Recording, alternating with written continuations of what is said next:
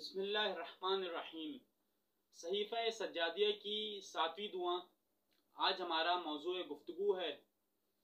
امام سجاد کی دعاؤں کی کتاب صحیفہ سجادیہ میں اس کا شمار ہوتا ہے۔ یہ دعا مشکلات اور دشواریوں کے وقت پڑھی جاتی ہے، جس سے تمام سختیوں اور دشواریوں کا حل خدا کے ہاتھ میں ہونے اور خدا کی رحمت سے حیات کے اسباب فراہم ہونے کی طرف اشارہ ہوا ہے۔ امام سجاد کا اس دعا میں زندگی کی سختیوں اور گرفتاریوں سے نجات کی درخواست کرتے ہیں۔ اسی طرح اس دعا میں آپ تمام موجودات کو خدا کا فرما بردار قرار دیتے ہوئے خدا کے مقابلے میں ان کی بے بسی کی طرف اشارہ کرتے ہیں اور یہ یقین دلاتے ہیں کہ خدا جسے ذلیل کرے اس کا کوئی مددگار نہیں ہو سکتا۔ مشکلات اور بلاؤں کی برطرفی کے لیے ایک خاص آداب کے ساتھ نماز صبح کے بعد اور سورج طلوع ہونے سے پہلے اس دعا کے پڑھنے کی سفارش ہوئی ہے۔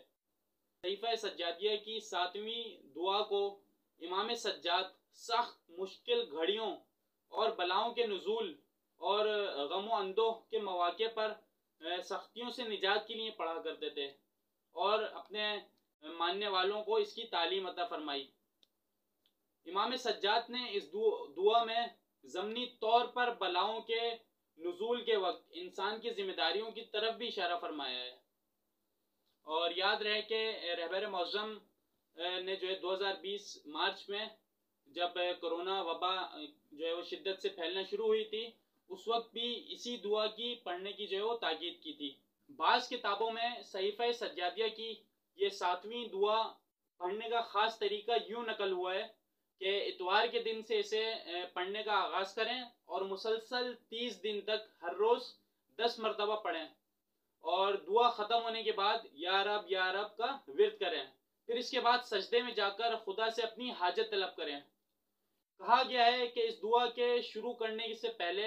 10 مرتبہ صلوات بھیجا جائے۔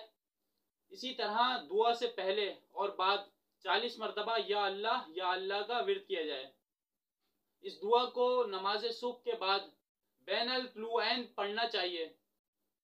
اور ان 30 دنوں میں حرام خوری اور پرخوری سے پرہیز کرنے کی سفارش ہوئی ہے۔ اس طرح باطہارت اور روح قبلہ نیز حضور قلب کے ساتھ پڑھنے کی سفارش ہوئی ہے۔ دعا کا متن یہ ہے: وكان من دعائه عليه السلام إذا عرضت له مهمة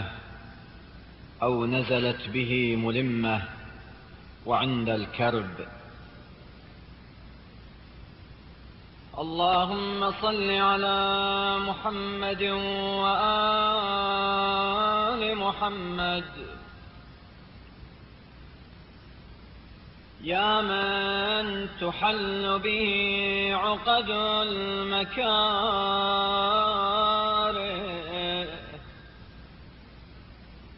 ويا من يكفأ به حد الشدائد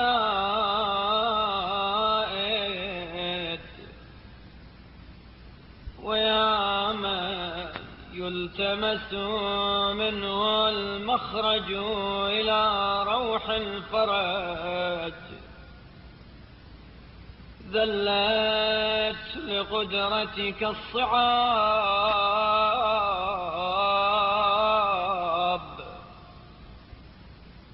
وتسببت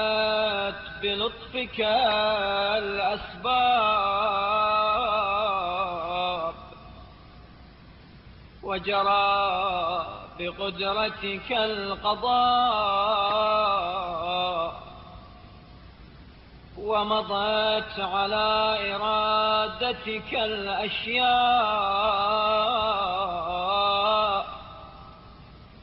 فهي بمشيتك دون قولك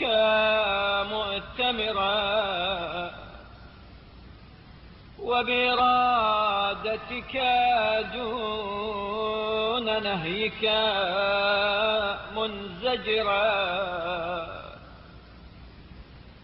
أنت المدعو للمهمات وأنت مفزع في الملمات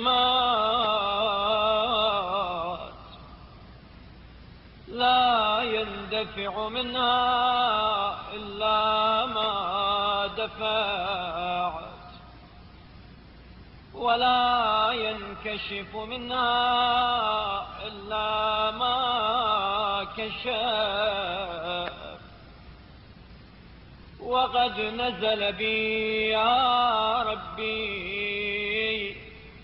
ما قد تكأدني ثقله وألم بي ما قد بهضني حمله وبقدرتك أوردته علي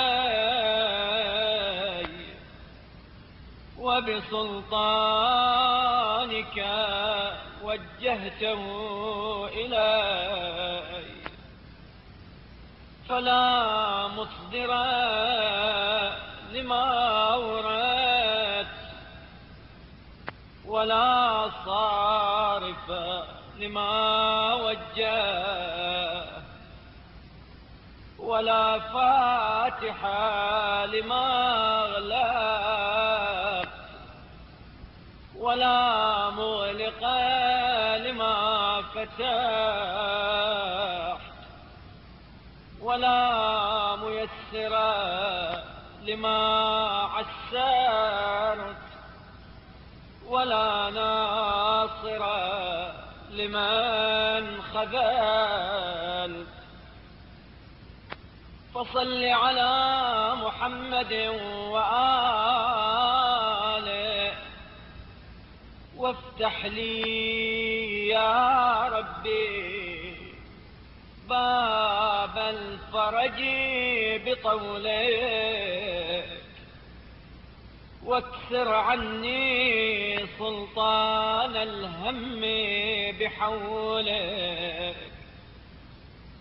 وأنلني حسن النظر فيما شكوت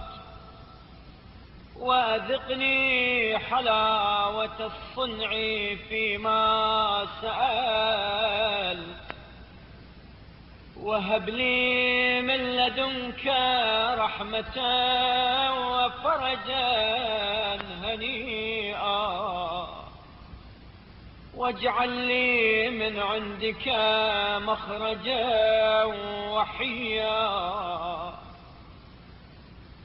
ولا تشغلني بالاهتمام عن تعاهد فروضك واستعمال سنتك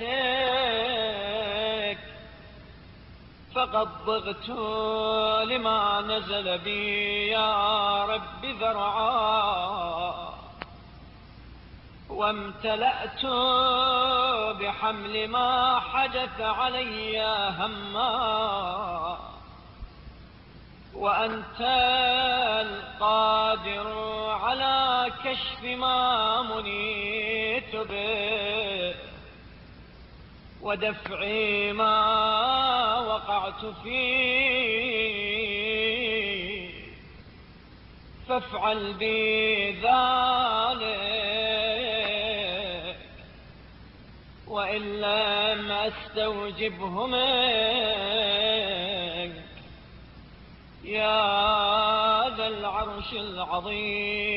العظيم برحمتك يا أرحم الراحمين.